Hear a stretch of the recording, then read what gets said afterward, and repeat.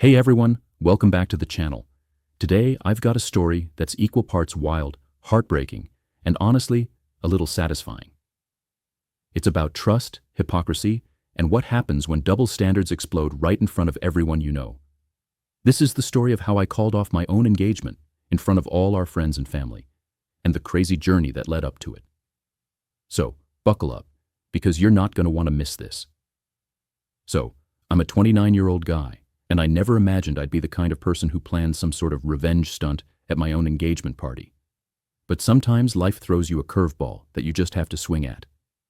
This all started about 6 months before what was supposed to be the happiest night of my life. See, my fiancée and I had been together for 3 years. We were, or so I thought, solid. We'd talked about marriage, the future, the usual stuff couples do. I was planning the perfect proposal, had the ring, the venue booked at her favorite restaurant, even got both our families to fly in for the celebration. Everything seemed perfect on paper. But then, things started to unravel.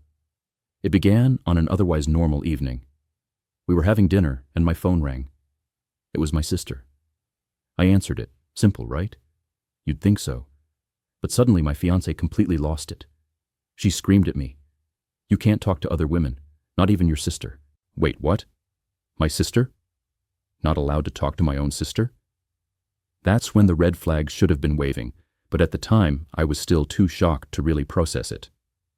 What made it even more ridiculous was that, at that very moment, she had 3 male friends sitting in our kitchen, drinking beer, eating pizza, totally uninvited.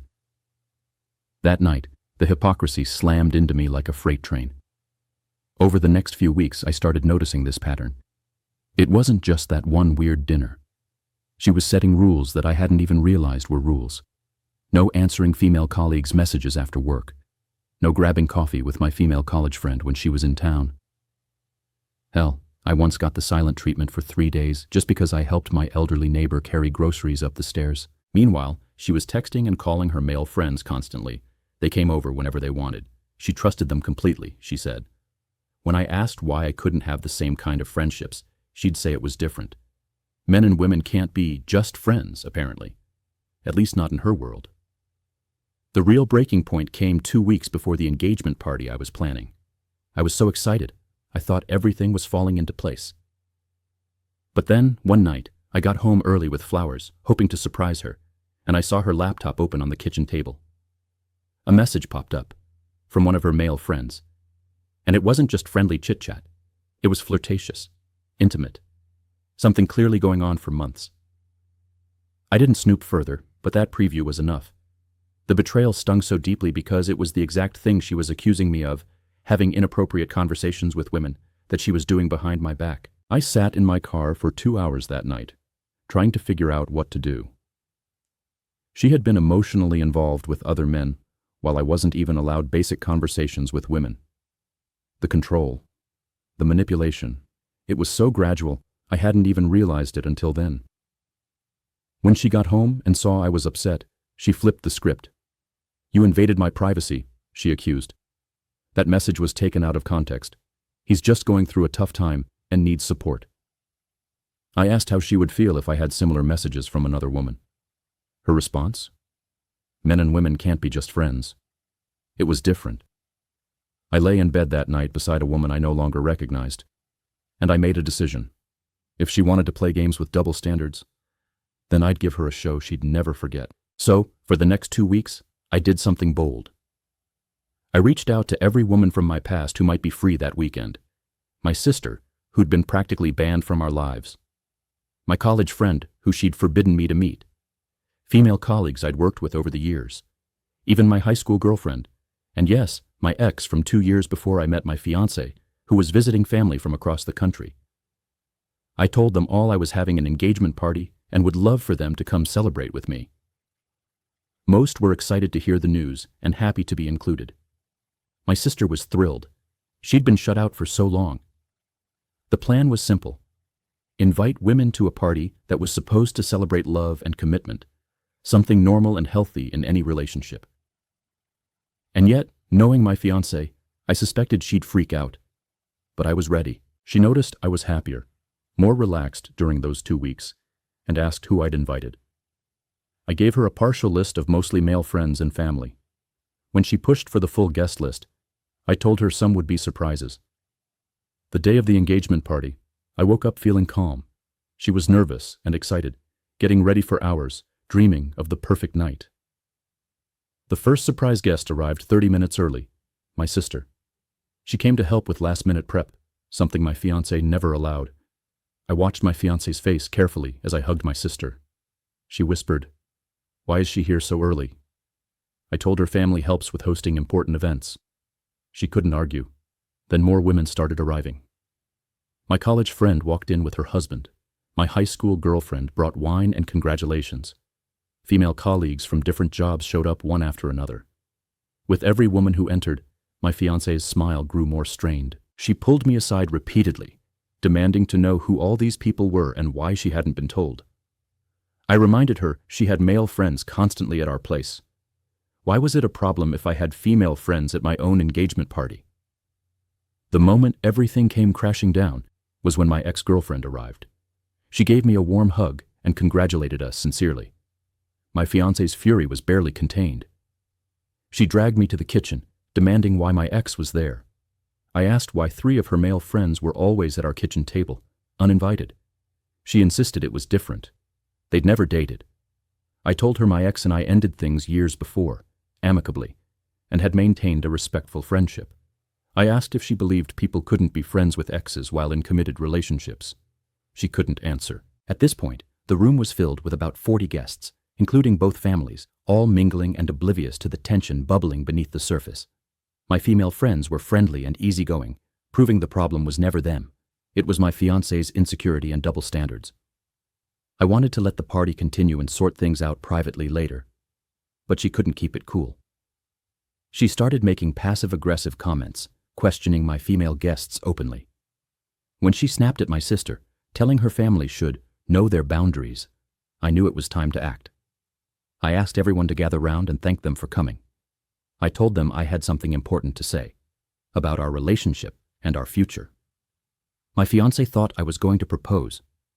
She looked hopeful. Instead, I called out the elephant in the room. I spoke about trust, respect, and equality in relationships. How isolation and double standards don't build marriages. They destroy them. I told everyone I realized I couldn't marry someone who demanded trust from me but refused to give it in return, who forbade me from talking to women while maintaining intimate friendships with men. The room went silent. My fiancé's face shifted from shock to pure rage. She yelled that I was humiliating her, that I'd regret this forever. I stayed calm and told her that the humiliation she felt was exactly what she'd been putting me through all along, just in private. Her parents looked mortified. My parents looked confused but supportive. My sister looked relieved. She didn't have to pretend anymore. Several of her male friends were there too, invited by her, and I pointed out how she had no problem inviting them but tried to forbid me from inviting my female friends. I announced there would be no engagement, no wedding, but everyone was welcome to stay and enjoy the night. I thanked them all for showing me what real, healthy friendships looked like, and for reminding me isolation isn't love, it's control.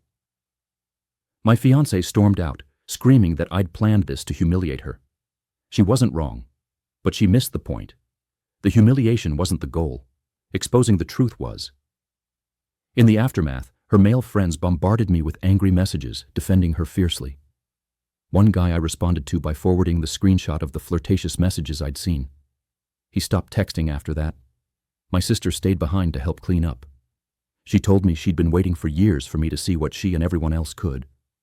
That my fiancé had isolated me while building her own network of admirers for attention and validation. That's not love. That's insecurity. A couple of days later, my college friend called. She told me during the party, my ex had cornered her in the bathroom, accusing her of trying to steal me. My friend was shocked, happily married, and just there to congratulate us. That confirmed it. My ex's problem wasn't me having female friends. It was anyone who could show me a healthier perspective. 3 weeks later, her best friend reached out. She wanted to meet, to talk about whether we could reconcile. I agreed, mostly curious. The conversation was eye-opening. She said my ex was devastated, but claimed the messages were harmless banter. I asked if she'd be okay if her boyfriend had flirtatious conversations while forbidding her from male friends. She said no. Then she told me something important. My ex had been cheated on by someone who left her for a female friend. That trauma explained her need to control male-female friendships. I felt sympathy, but told her trauma doesn't excuse controlling behavior. Her friend asked if I'd consider couples therapy. I said that's something you do before isolating your partner and having secret relationships, not after. Turns out, my ex was already spending most of her time with the same male friend whose messages I'd seen, the one who helped her through the breakup. Fast forward 6 months, I ran into her at a mutual friend's party. She was with that same guy, clearly together but trying to keep it low-key. She apologized for how things ended, admitted she had trust and control issues. She asked if we could be friends. I told her friendship requires respect, and I lost respect for her a long time ago. She mentioned her new boyfriend had issues with her male friendships. She rolled her eyes, acting like his concerns were unreasonable. It hit me. She hadn't learned a thing. Looking back, I have zero regrets about how I handled the engagement party. It wasn't pretty, but it exposed the truth that had been hiding in the shadows for too long. Revenge, when done right, isn't about hurting someone. It's about revealing the reality they tried to keep hidden. The women I invited showed me what healthy friendships look like. Support without control, celebration without jealousy, respect without boundaries crossed. Most importantly, I learned that isolation is a massive red flag in relationships. If someone's trying to cut you off from everyone who cares about you, but keeps their own secret support networks, run. I'm single now, rebuilding the friendships and family ties that were strained during those years. My sister and I are closer than ever. I grab coffee with my college friend regularly. No drama, just good conversation. I have healthy professional relationships at work, free from suspicion or control. The engagement party was supposed to mark the start of my marriage. Instead, it became the beginning of my freedom. So if you're watching this and feeling stuck in a relationship where you're being controlled or isolated, remember, love isn't about control. It's about trust, respect, and mutual support. And sometimes the best way forward is to expose the truth, even if it's uncomfortable. If you like this story and want to hear more like it, hit that subscribe button and join the community. Thanks for listening to my story, and I'll see you in the next video.